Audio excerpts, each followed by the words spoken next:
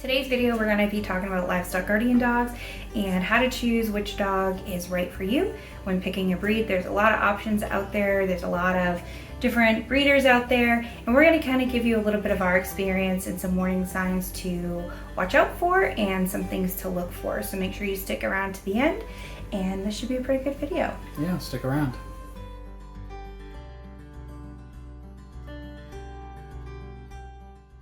Hi, I'm Mike, and this is Jess, and welcome to Goodwin's Farm 207. Thank you for watching. As our intro said, today we're going to be talking about livestock guardian dogs and how to choose a dog for you. I am going to apologize in advance. We are filming inside, not our typical beautiful outside location. Mike broke his foot, as some of you know, and it's really difficult for him to get around still. I also have to apologize. We have cats that are going to be crying because they're locked in the basement and they're very unhappy about it, but we're going to make the best of this, and we will be showing you some footage of our dogs as we are talking. Yeah, there's a lot to go over in this video, so we hope you stick around. So when looking at livestock guardian dogs, the last video we kind of talked about doing your research, making sure you understand what a livestock guardian dog is, and looking for those different resources. Today we're going to get into a little bit about the different breeds of livestock guardian dogs and what our experience has been with those breeds, as well as just general information that you can pull and different resources. Definitely one of the most important decisions you're going to make if you are getting a livestock guardian dog is which dog to get. One thing that I do ask people, if you need a livestock guardian, one of the questions you should ask yourself is a dog even right for you? Because there are other guardian animals that you could look into, like donkeys or even geese are considered guardian animals for poultry.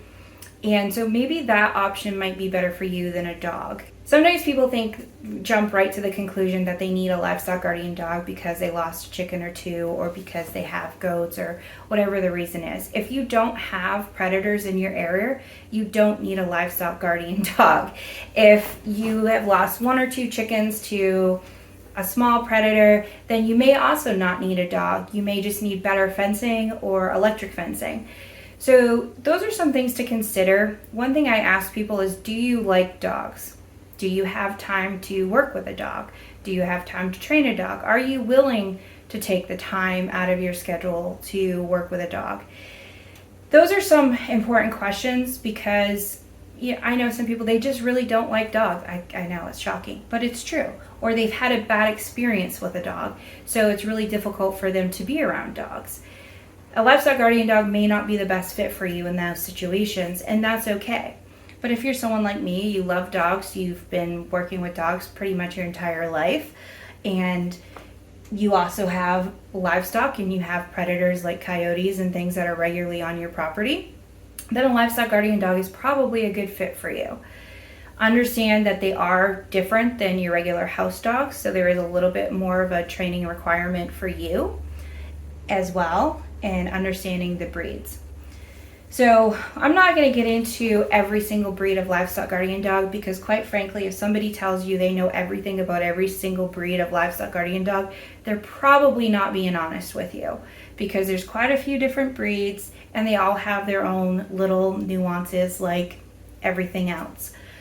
What I am going to do is I'm going to talk about the two most common breeds of livestock guardian dogs that you're probably going to find in the US, which is the Anatolian Shepherd and the Great Pyrenees, or a mix of Anatolian Shepherd, Great Pyrenees. There are other wonderful breeds, and this is not to discredit those breeds or their workability or anything like that. They are absolutely fabulous, but it's just these are the most common breeds you're probably going to find when you first start looking for a livestock guardian breed. If you are interested in those other breeds, shoot us a message. I'm happy to send you some resources, but I am not going to say that I'm an expert on those because I have not owned those. These are the breeds that I've owned, so this is what we're going to talk about our experience has been. And also, when you're thinking about getting a dog over a different type of guardian animal, or even if you need a guardian animal, consider the cost of not just the animal, but also if you get a dog, you'll have probably license fees, vet bills, rabies shots, just feeding the dog can be expensive. So you need to make sure that you can factor that into your budget. And as the the money guy for our house, that was my 2 cents on that particular thought before you jump right in, is make sure you think about that. Piggybacking off what Michael just said is, yes, there is going to be a cost to your dogs, and that's going to vary greatly by what region you're in. One thing I will say is, if you're considering getting a dog, talk to the other farmers in your area that have dogs, find out what they like about them, find out what they don't like about them, find out who they got the dog for and what type of experience that was. Definitely get personal references for who you're getting your dog from, because these dogs are expensive to purchase and they're also expensive to feed and maintain. So you do have to factor that in as well. I personally feel they're worth their weight in gold because, one, they're just amazing creatures, and two, we don't lose the animals and the livestock. So if you are a farm that you rely on your livestock to make ends meet a little bit or make money, then they're worth investing the money into. But again, do your homework on it. Diving in here, we're going to compare a little bit. I do have a cheat sheet down here. I'm full transparency. I pulled this off chewy.com, which I know is a food site some people order their dog food from. It had a really nice comparison of the two different breeds. Again, this is not my data. This is the internet data. We're going to go over whether or not we actually agree with this comparison as well. So this will kind of be a little bit of fun. And this is in no way promoting this website or putting them down. They offer a great service. A lot of people utilize it, and then some people don't like it. And that's fine. That's your personal preference. We don't personally use it, but I do like some of the articles that they put out, and some of them I disagree with. So I just, do what you should do online. If you don't agree with something, scroll on. They have a Great Pyrenees. They have different traits for friendliness, exercise, health, barking, grooming needs, shedding levels, training needs, good with kids, good with cats, and they kind of go through how people have ranked dogs, how these different dogs, and then they'll do a comparison for different dogs for you. So it's kind of a cool little snapshot of what other people have said. I'm going to caveat this with, obviously there's some pet owners that have also surveyed into this. So just take that factor in, because we do not promote these dogs being pets, and the fact that they are working breeds, if they come from working lines and they need a job to do. That doesn't mean that if you have a pet Great Pyrenees or Anatolian Shepherd and they're a fabulous pet that we're discrediting that. We understand sometimes dogs that have come from non-working lines can be wonderful pets, but that is just not something that we necessarily recommend. Right. First one is friendliness. A Great Pyrenees ranked a 4 out of 5 for friendliness, and Anatolian Shepherds ranked 1 out of 5 for friendliness. Well, with our dogs on that ranking, I'm not sure that I would agree 100%, because our Anatolian Shepherds have been more friendly than the Great Pyrenees.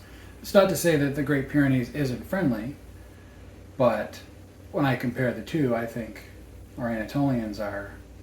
See, I'm going to disagree with you a little bit. I feel the Anatolian Shepherd is friendlier with us, but definitely not with strangers or people that they don't know. Whereas the Great Pyrenees kind of is more aloof, and he doesn't really care if we're there or not, as long as his goats are.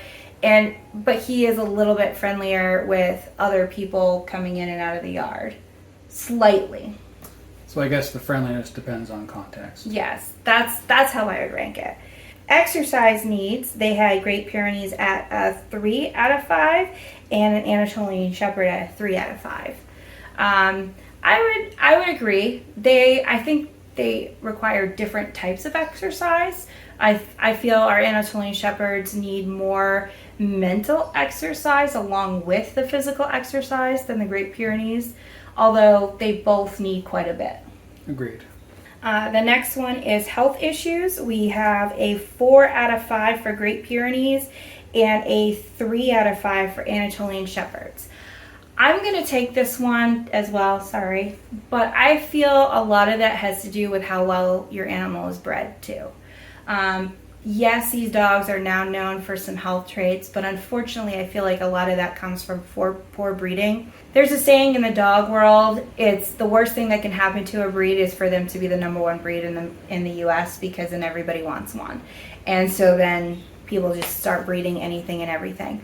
I think the other thing is sometimes people breed for show quality and what looks good versus what's practical and actually healthy for the dog.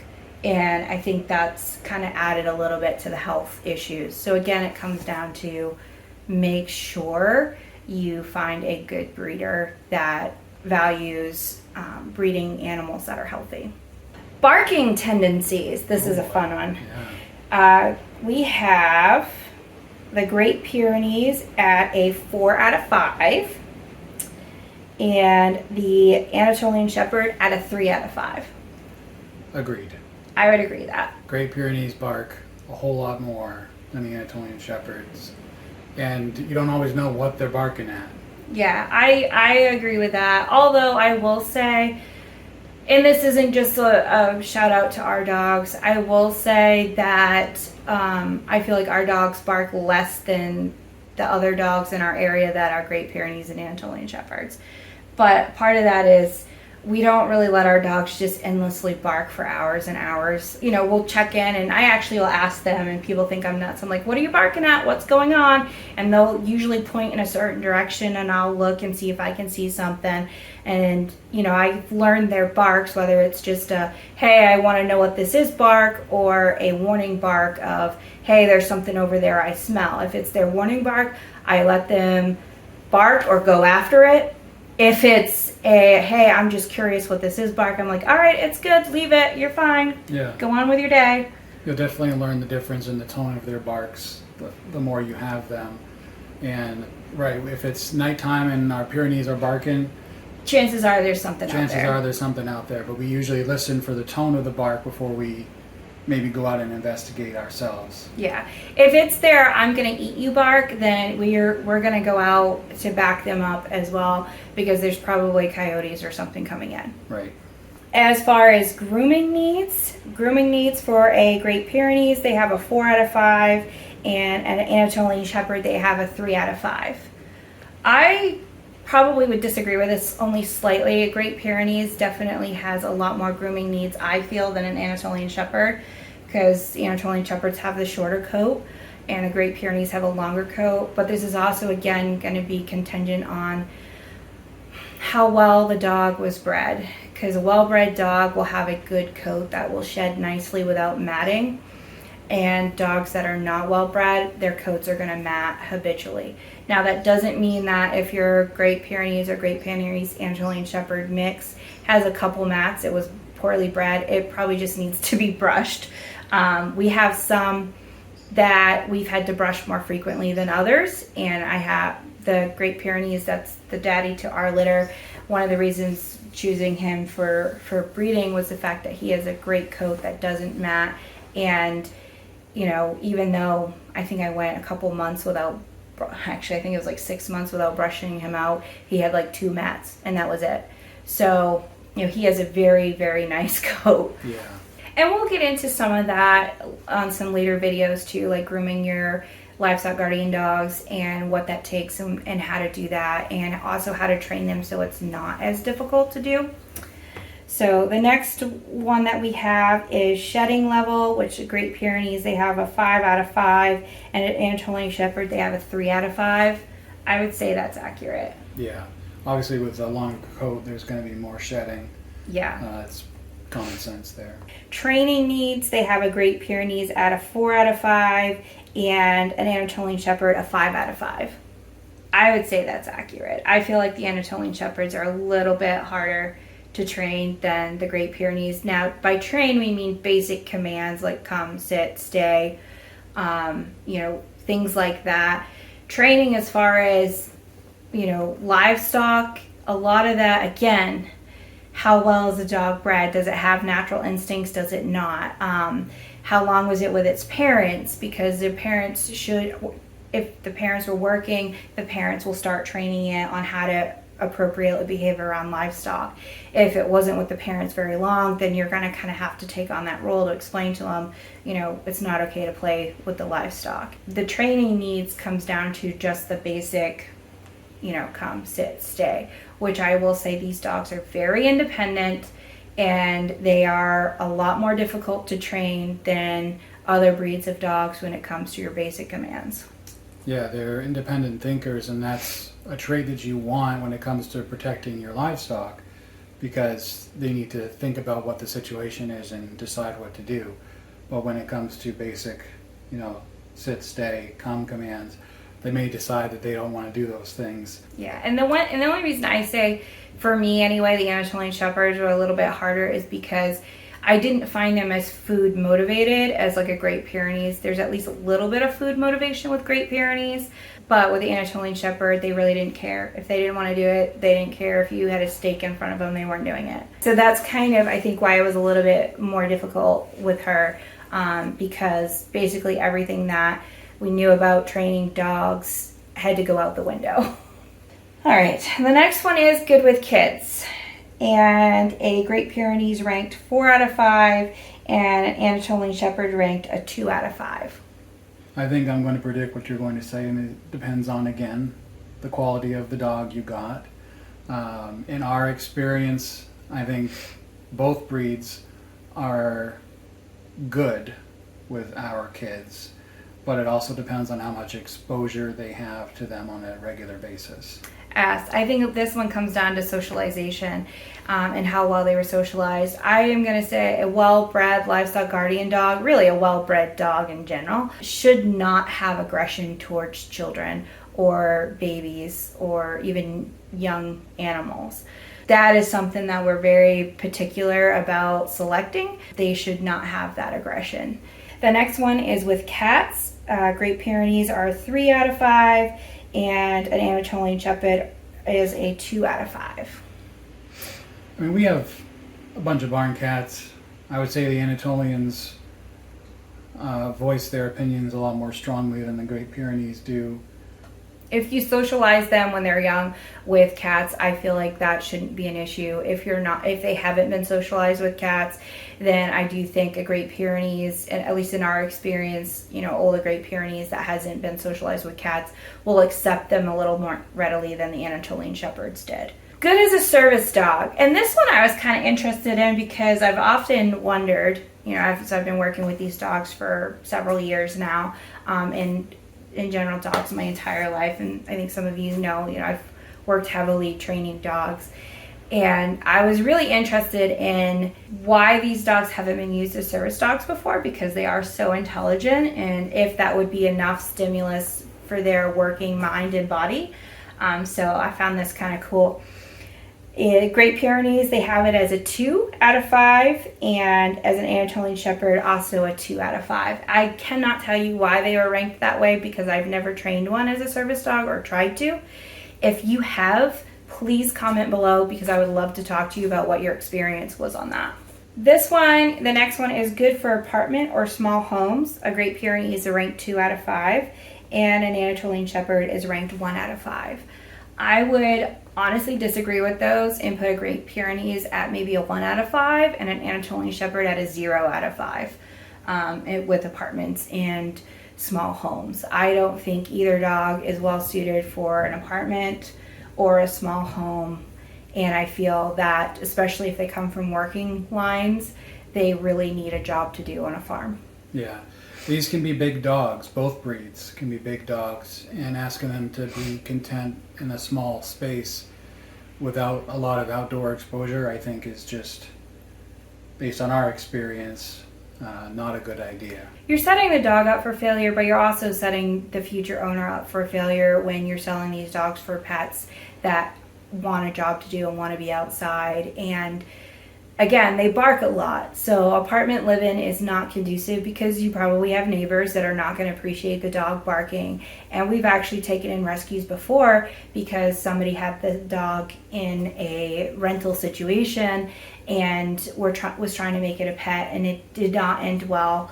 We took the dog in, kind of came with a long rap sheet. I honestly was a little worried I was getting in over my head, although I'd worked rehabilitating dogs before. This one kind of had come to us with a little bit more aggression issues than what I had typically would see in any type of dog. It took, I would say, a solid 6 months for them to really calm down enough for us to like be able to work with them. And after that, they just became a wonderful dog. They are by no means a livestock guardian dog, although they are livestock guardian dog breeds. I would not trust them with the animals without myself or Michael being out there. He is good at letting us know if something's happening around the farm. But like you said, we wouldn't let him out with our goats unsupervised, just because, you know, what we've experienced with him. But, he's not aggressive. He just doesn't have the instincts that we want for the dogs that are going to be with our livestock. Yes. And, you know, after 4 years of working with him too, he is good with our chickens. He does have a little bit of food aggression issues with the chickens. I think that is baggage he carried on from before, not being fed enough. The next one is biting tendencies. Great Pyrenees, they had it at a 2 out of 5, and an Anatolian Shepherd, they had a 4 out of 5. I would agree. Biting tendencies? Yeah, I think when it comes to strangers approaching our property, our Anatolian is much more aggressive than the Great Pyrenees is, and I equate biting tendencies to the aggressiveness of the dog when confronted with what they perceive as a threat. Okay. See, I read that as in like when you're training them, how likely are they to bite you? And I'm like, no. They've been well socialized with you. I don't feel like we've experienced that at all. But yeah, I can see what you're saying, where if it's a stranger coming on the property or someone they don't know very well, I definitely would say an Anatolian Shepherd would be more apt to bite them than a Great Pyrenees. I feel like Great Pyrenees, they both warn you first, but I feel like the Great Pyrenees warn you longer before they go after you. The next one is energy level, which they have a Great Pyrenees at 3, and they have an Anatolian Shepherd at 3. I feel like that's fair. Yes, agreed. Yeah. Your livestock guardian dogs have high energy, but they should not be hyper. If you're seeing that hyper tendency even in the puppy age, then I would maybe shy away from those. The next one is good with other dogs. Great Pyrenees, they have it a 3 out of 5, and the Anatolian Shepherd, they have a 2 out of 5. I kind of disagree with that a little bit. I feel like the Great Pyrenees are harder to integrate new dogs into the pack than the Anatolian Shepherds, because I feel like the Anatolian Shepherd just kind of fights it out and then it's over and you're done, and they've established their hierarchy. Whereas the Great Pyrenees, just if they don't like other dogs, they don't like other dogs. Yeah, I guess I can agree with that. But I think if they perceive a dog as a threat, like we've had neighborhood dogs get loose and come onto our property, and in those situations, I think all bets are off, because it's not just a dog on a leash or maybe a house dog that interacts with them on an occasional basis. This is a threat, and then I think that would be a different category ranking than what this metric is looking for. Yeah, no, I understand what you're saying. I agree with you. Which one do you feel has been more aggressive towards other dogs coming on the property? I think the Anatolian would be the most aggressive. I think in a lot of ways, for a perceived threat, the Anatolian would be the first to react, and the Great Pyrenees is backup. Like they are just waiting in the wings to be called in. Yeah. Or to jump in if more help is needed. Yeah, I feel like that's true. I feel like the Great Pyrenees kind of stays more with the flock, if you will. Like they stay with their charges. Whereas the Anatolian Shepherd, like they love them, but they have been more apt to be more of what you would call perimeter dogs, where they're guarding their territory and everything that's in the territory. And they're constantly walking that perimeter. I feel like that's kind of been pretty consistent for us as far as Anatolian Shepherds versus Great Pyrenees. Yeah. But if you have a different experience, again, comment below, let us know, because I'm really interested to see what other people's experiences have been. The next one is playfulness. A Great Pyrenees is at a 2, and Anatolian Shepherd is at a 2. I would say that's probably pretty fair, if not even putting the Anatolian Shepherd at a 1 and a Great Pyrenees at like a 1.5 or something. Like once in a while they'll play with their food dish or something, but in general they're constantly always at work.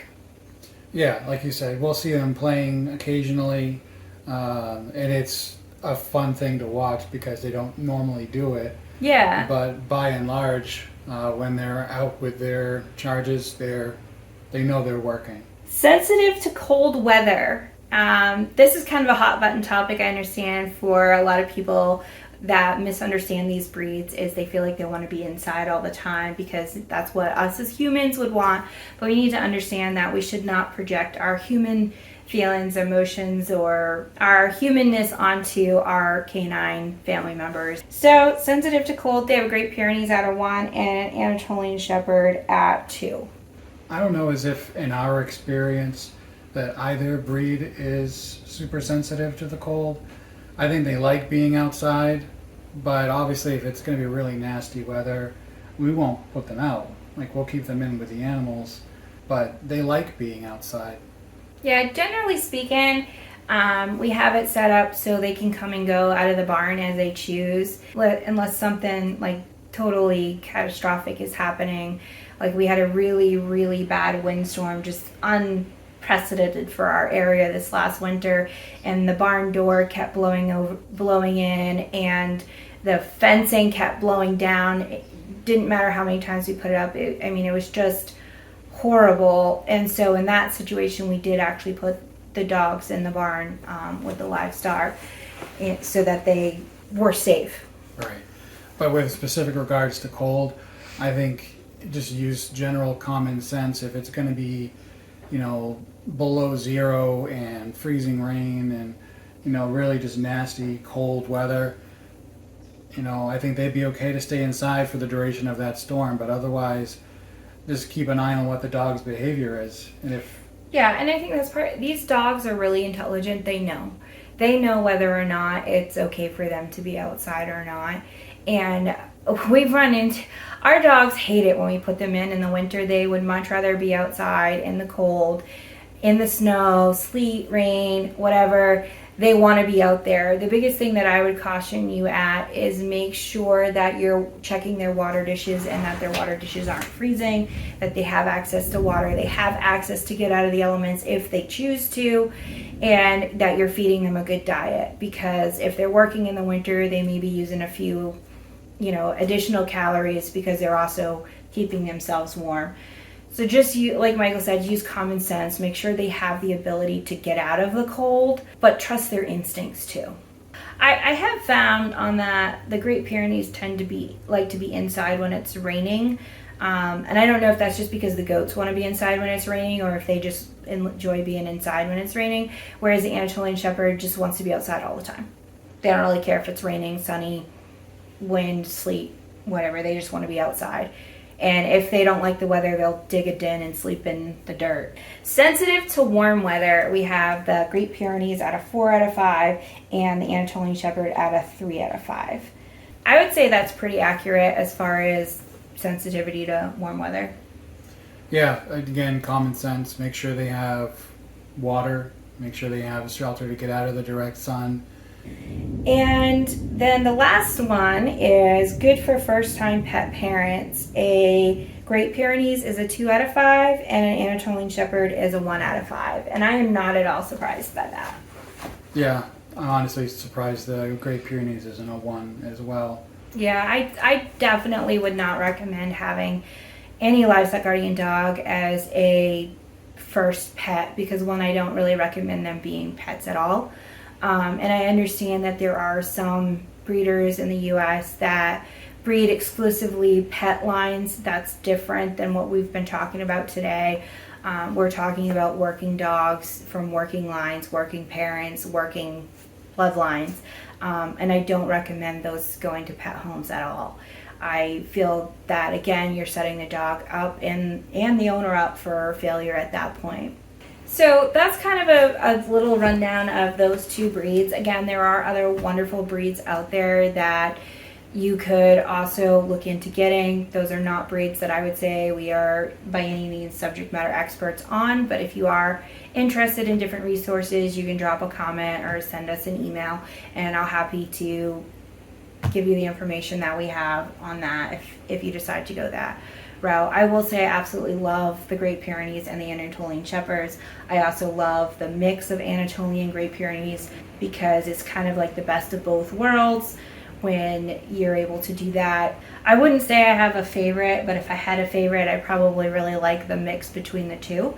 They're very, as far as working abilities, I feel like they're both very capable dogs. They both have their little things that make them better than others. But in general, if you have a livestock guardian dog, there's going to be certain things with those breeds that are all kind of consistent, and then there's going to be other things that are little nuances. The number one thing that I could say for you is make sure you're going through a person who responsibly bred their animals. And I changed the verbiage on that because I know the last video I said responsible breeder, but there's a difference between a responsible breeder and someone who responsibly bred their animals. And I'm finding that's kind of like been changing over the years. And speaking about breeders, as you know, we're a proponent for responsibly breeding your animals. That means picking the best of the best and breeding it. You should be breeding for health. You should be breeding for characteristics, working lines, things that make the dog healthier, better at what they're doing. I do not agree with breeding dogs just to make them look pretty, because a lot of times that comes with unintended health consequences.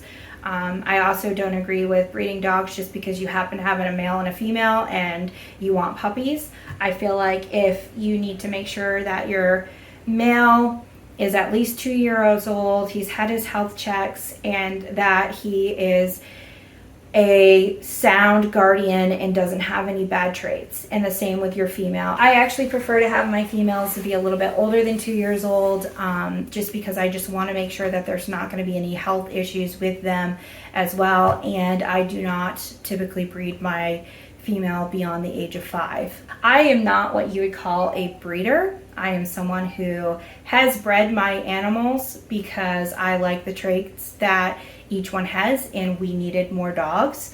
And if we can rehome some, that's great. If not, we already took into account what that would look like for our budget, having 10 or 15 more dogs, which luckily we only have 9 puppies. Only 9. Only 9. I'm trying to convince him to let me keep all of them.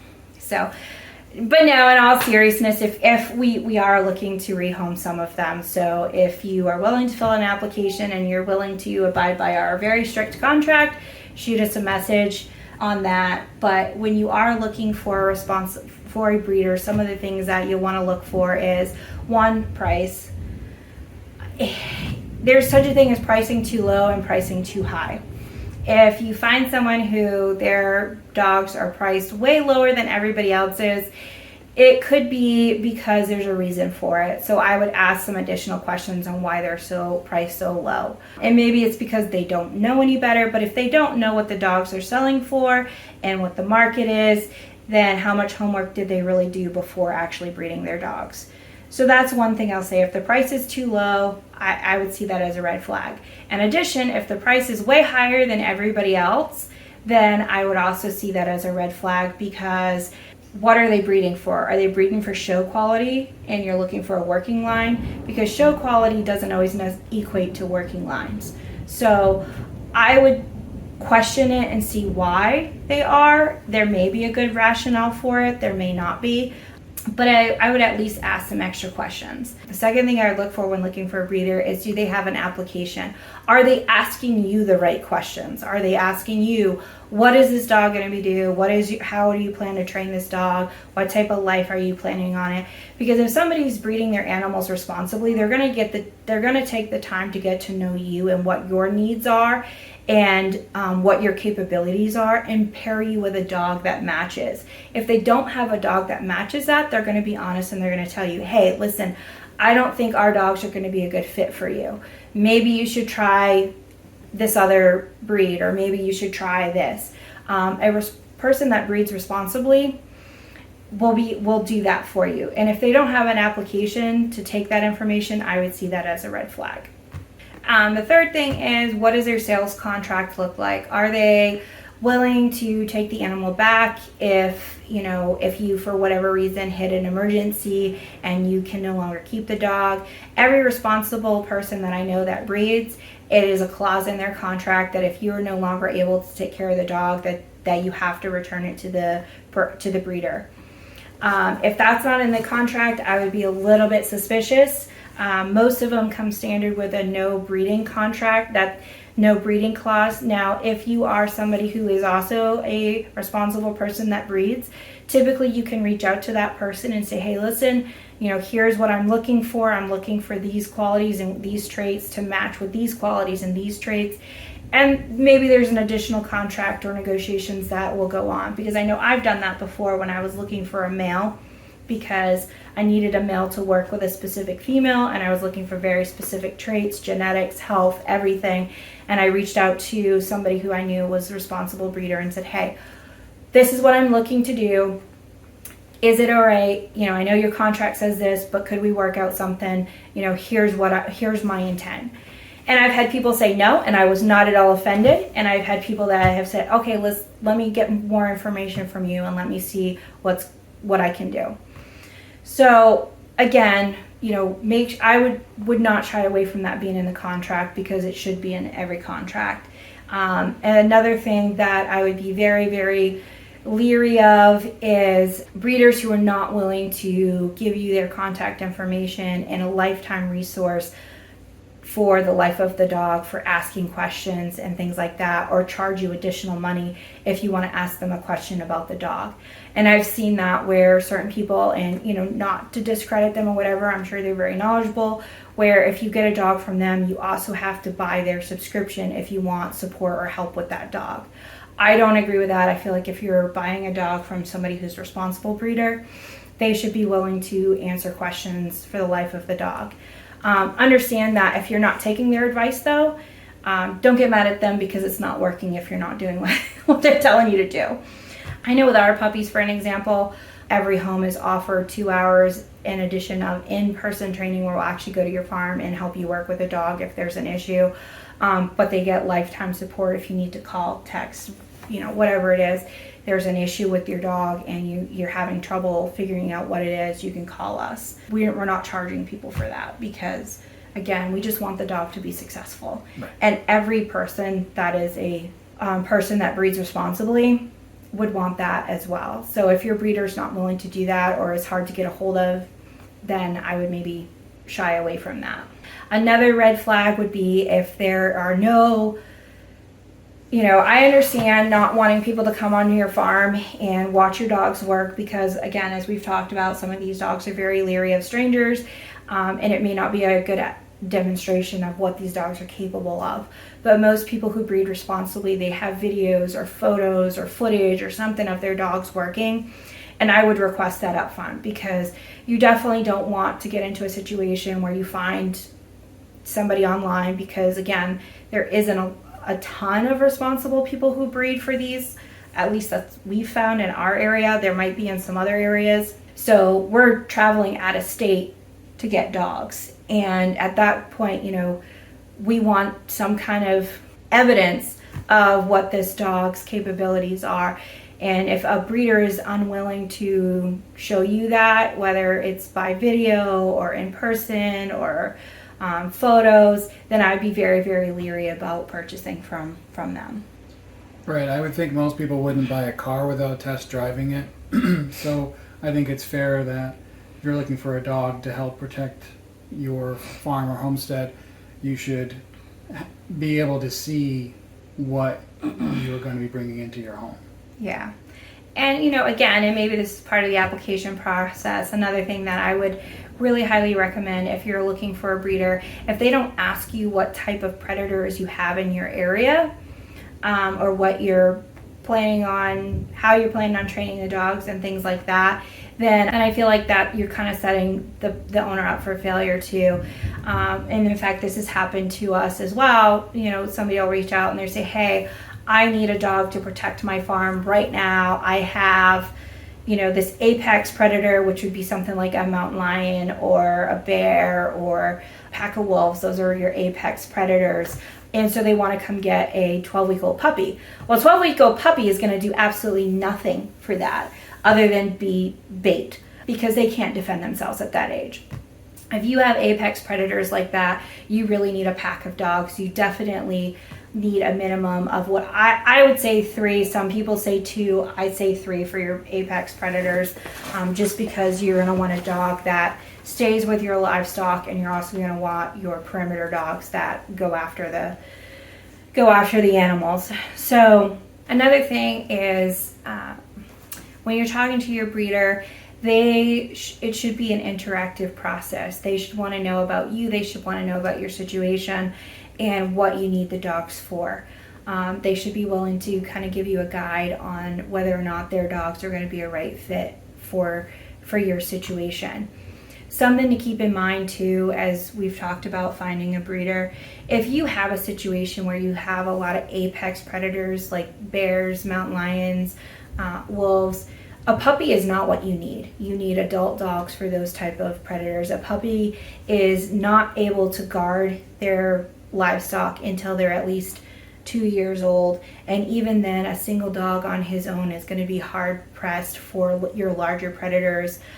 Even coyotes and things like that, you need more than one dog. So just kind of keep that in mind as you're researching this and as you're looking for breeders. If they know you have large apex predators and they're selling you a puppy as a cure-all, that is not going to work. That puppy is going to be at least 2 years before he can guard anything. And that's assuming you're working with the dog. So just understand that as you're going through this. Make sure you're building a relationship with somebody who actually understands the breed, has worked with the breed for a number of years, and has selectively bred their animals. There's pros and cons to getting a puppy versus an adult guardian dog, and I think there's a lot that we could say about that. We'll probably save that for a future video. But this is just kind of to give you some highlights of what to look for when you're looking for a breeder, when you're trying to decide which breed to go with, and what characteristics you're looking for and might fit in with your farm. This is definitely not everything out there, but it's more to just kind of get you some general information and our opinions on the different rankings that we talked about. Your mileage may vary, but based on our experience and the knowledge that you primarily bring into the farm, we thought it would be a good way to share that information. Yeah. And again, we plan to expand on this series, and we'll have some additional videos, and we're going to get into different training techniques that we've used for our dogs as well, and different philosophies that we have on our dogs. But this is just to kind of give you an overview of these two breeds and kind of help you make that decision. And honestly, it's information I wish I had had way back when I first started the journey to livestock guardian dogs. Is I wish somebody had said, hey, look, there's different breeds, and here's the differences between them, and here's the things to consider when you're looking at that. One last thing I'm going to say when interviewing your breeder is ask them what type of fencing they have.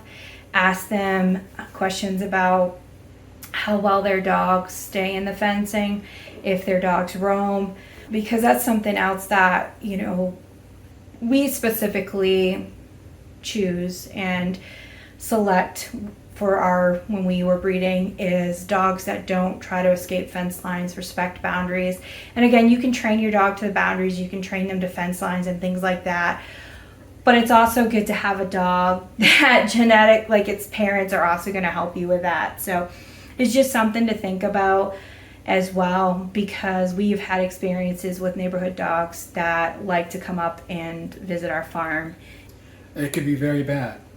You don't want your dog to get injured, and you don't want to get into a confrontational situation with the other dog owner. Yeah, and we'll get into more of that when we get into the training videos, but it's more just to kind of give you an idea. Now, it's not foolproof that because their parents weren't wanderers, the kid's not going to ever have those tendencies, but it gives you a little bit better shot. At least that's what we've found. So there's a lot of information that we just went over in this video, and we hope you found it interesting, informative, helpful. But also, if you have different opinions than the ones that we've expressed, in a polite, courteous manner, please feel free to leave those comments down below, because we do like hearing from other people and what they've experienced with either these breeds or other breeds, because as with everything, your experience isn't always going to be what everyone else experiences, just like ours isn't necessarily going to be yours. So we'd like to hear from you, and please share that with us. And as I said, in the last video, one of the reasons I really like the Texas agricultural, I forget what they're called, but they do the Livestock Guardian Dog Project down there, is because a lot of what they do is a lot of research on livestock guardian dogs, and they have like a bonding project and stuff, and they answer a lot of questions. They have also been a great resource for learning about different breeds of livestock guardian dogs, so I do recommend checking them out. We do not sponsor them. We are not sponsored by them. We have no affiliation with them. It's just a resource that I found that was really helpful, and they have some different educational videos. I think the more you can learn about these dogs and the more opinions you can hear and stuff, it's great. If you do disagree with something we have to say, like I said, we're all open for learning and education. We're not by any means saying we know it all. Just please be respectful as you leave those comments, because this is a family page. If you aren't respectful, then you will probably have it removed. Again, we love hearing from other people and what their experiences is, and we love learning. Yes, this is, if nothing else, a continuous learning process.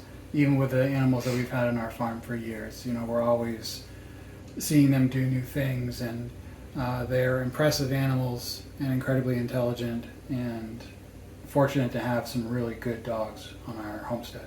Anyway, thank you for watching. We really appreciate you taking the time. If you found this helpful, please like or comment, share this video. We definitely want to put the information out there for people. If you have questions, feel free to email us. You can reach us at any time by email. And like I said, if you are interested in one of our puppies, you can also email us.